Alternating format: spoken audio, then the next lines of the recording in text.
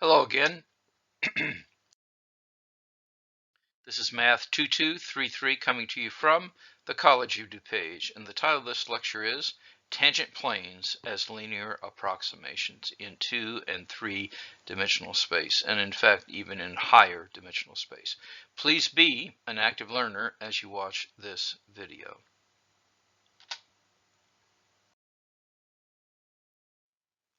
Now previously we found that an equation of the tangent line to this graph at this point was this, and we looked at pictures and we could see that the linear function, which was represented by this tangent plane, was a good approximation to f of x whenever xy was near 1, 1.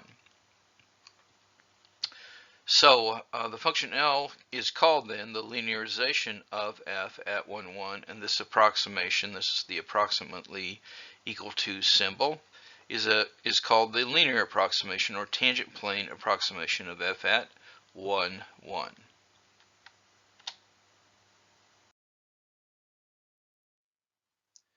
So for instance, if we take this point, which is just made a little bit different in the x direction, a little bit different in the y direction, we get that this is approximately equal to, using the tangent plane, 3.3, and that's very close to what we get if we use this in here. It's 3.3 and change. But if we get further away, such as the distance from 1, 1 to 2, 3, the difference is much larger. And so what we say is that the approximation is good as long as we're near the point where we made the approximation. So in general, we know that the equation of the tangent plane is given by this, and the linear function whose graph is this tangent plane is given by this. Notice that to get these, we take the partial derivatives with respect to x and y respectively times x minus a times x minus y, and this is just the point z at that original value. So this is the linearization of that tangent plane, and this approximation here then, actually it's not an approximation, this expression, the linearization, is called the linearization of f at AB, and this is approximately equal to the function, is called the linear approximation or the tangent plane approximation of f at the point AB. Now we have defined tangent planes for surfaces where f has continuous first partial derivatives. What happens if we don't have continuous first partial derivatives? And we'll look at an example of that in just a moment.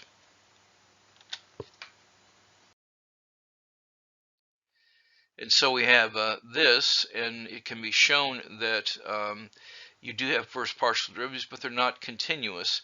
And you can see that this drops off, and you have an abrupt change in direction, and that tells you that you can expect that these derivatives are not going to be continuous at that point.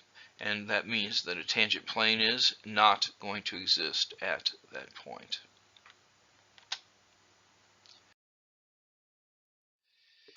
And that's really what we're saying here. The partial derivatives do exist at 0, 0, but neither one are continuous, and so we could come up with a linear approximation, but that would be a bad approximation, and so that's because these don't exist. The tangent plane really doesn't exist. Now we're going to define some concepts around this.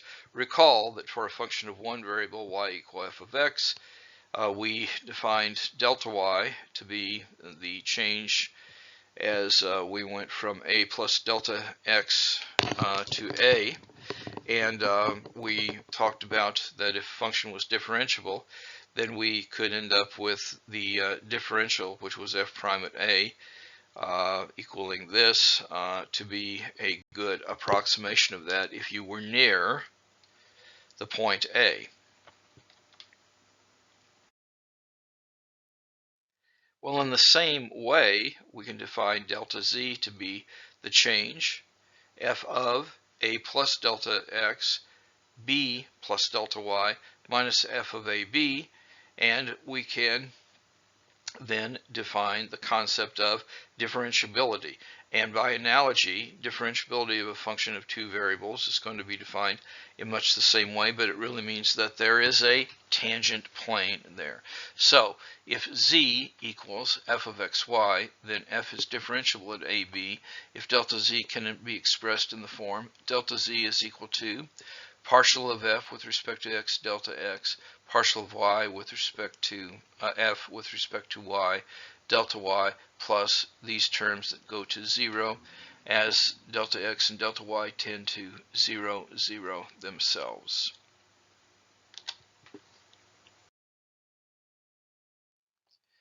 Now this says that the differentiable function is one where the linear approximation is a good approximation. In other words, the tangent plane approximation approximates the graph of f very well near the point of tangency. And so even though it's difficult to use that definition directly, there is a theorem that we can use, and here's the theorem that works quite well, and works well in nature as well. If the partial derivatives f sub x and f sub y exist near the point AB, and they're continuous near there, then f is differentiable at AB. So here we're going to show that f of xy equal x e to the xy is differentiable at 1, 0. We'll find its linearization there and use that linearization to approximate f evaluated at 1.1 and minus 0.1. So the partial derivative here, f, taking the derivative with respect to x, is going to be, and we're going to use the product rule, so we get e to the xy plus xy e to the xy. And if we evaluate that at 1 and 0, we will get 1. And here we're going to take the partial with respect to y, and when we take the partial with respect to y, there's no product rule involved, so it is just x squared e to the xy, and when you put those values in 1 and 0, you also get 1. But if we look at these, we can see that these both are continuous functions, and so that means that the function is differentiable because of the theorem that we just talked about. So the linearization is going to be given by f of xy is equal to f of 1, 0 plus, we evaluate the partial with respect to x at 1, 0, x minus 1, the partial with respect to y, 1, 0 at this, and we plug in and do the calculation, and that tells us that this is the approximate, and if you simplify this you get x plus y. So the approximation of this original function is approximately xy, and so that says that f of 1.1 comma minus 0.1 is approximately equal to what we get when we combine those, and we see it's approximately equal to 1. And if we look at the picture, we can see, yes, the tangent plane is a good approximation of the function at that point, near that point. Now, at the beginning of an earlier chapter, we talked about the heat index, and we really just talked about graphical things where we're talking about the humidity up here and the temperature down here. Well, if we wanted to find a linear approximation for the heat index f of th when we're near 96 and h is near 70, we're going to, and then we'll estimate what happens at 97 and 72. Well, what we can do then is we can look at the values that we got for the derivatives before, and we can find out that these were this temperature is going to be approximately 131 degrees, and if we were to look up here at 97 being the temperature in between here and 72 being in between here, you can see that yes, that would make sense for the linearization.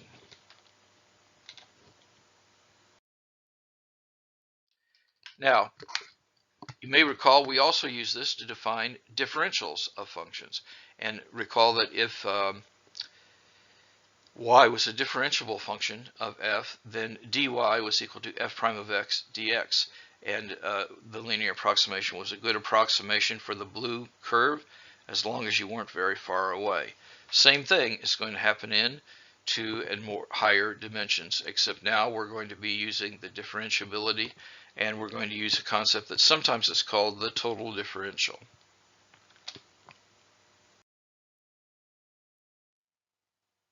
So in a similar fashion, for a differentiable function of two variables, z equals f of x, y, we define the differentials dx and dy to be independent variables, that is, they can take on any values.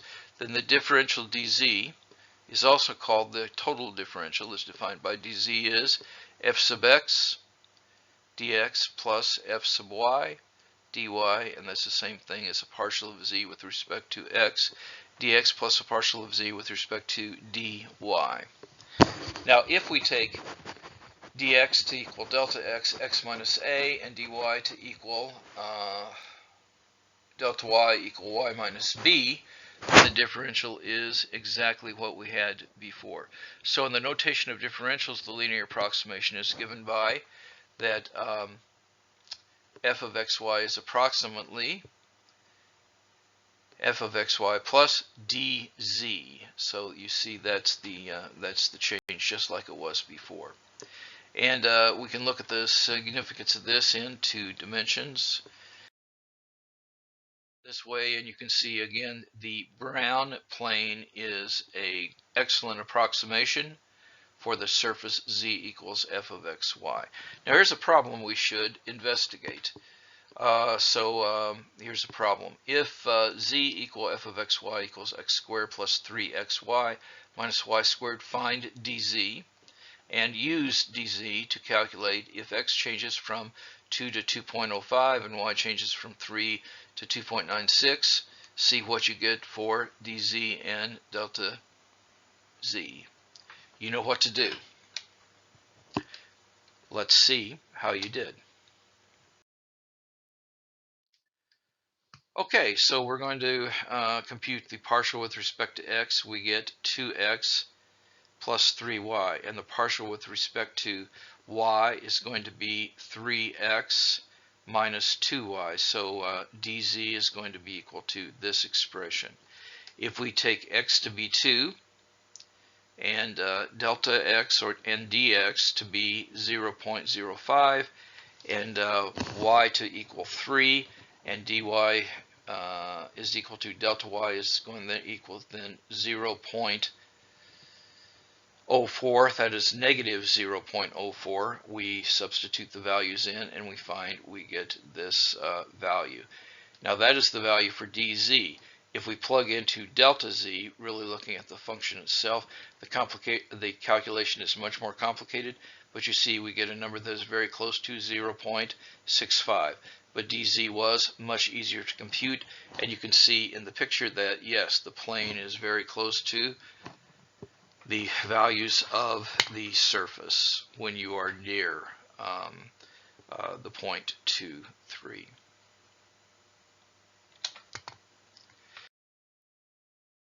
Let's do another example. Suppose the base radius and the height of a right circular cone were measured as 10 centimeters and 25 centimeters respectively, with a possible error of as much as 0.1 centimeter in each. Now you see this is going to be the dx. So use differentials to estimate the maximum error in the calculated volume of the cone. You know what to do. Let's see how you did.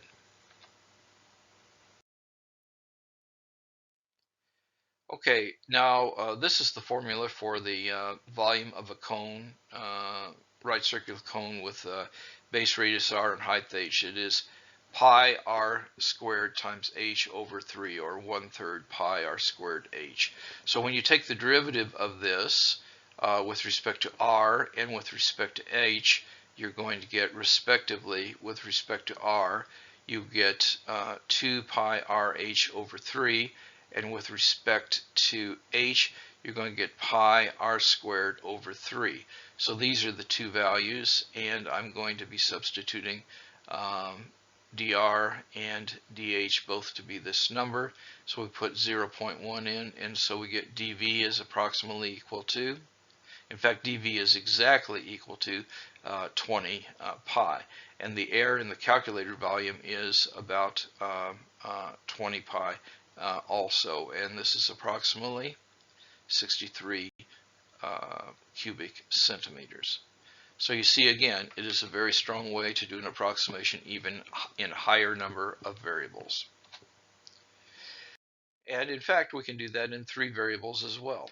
And so in a similar way, these ideas of linear approximation, differentiability, and differentials can be defined for functions of more than 2 variables.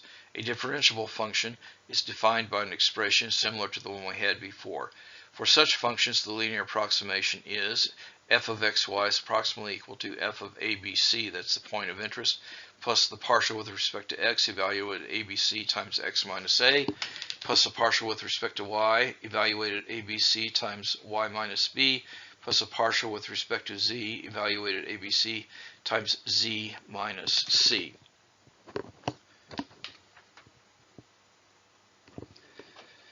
So if we let w be that, then we can say that the change in w is going to be the change as we perturb the x, y, and z by delta x, delta y, and delta z minus the value at x, y, z. So the differential then can be defined to be dw is the partial with respect to x dx, partial with respect to y dy, plus a partial of w with respect to z dz.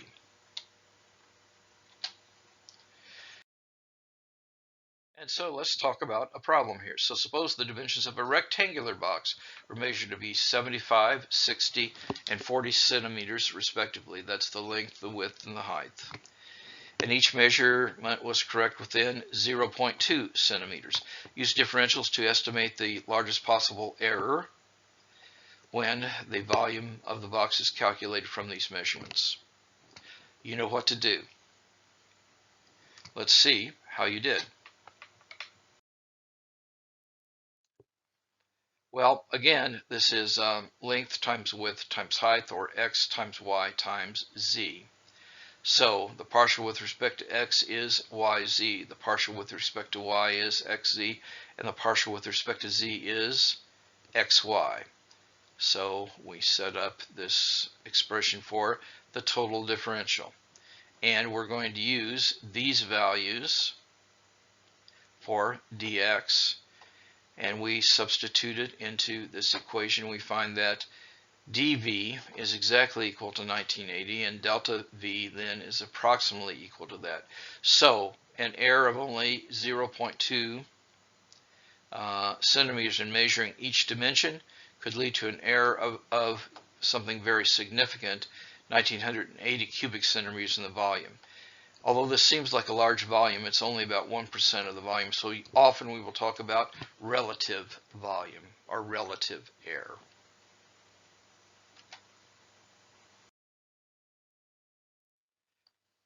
In closing, now more than ever, time is precious. Each day must count.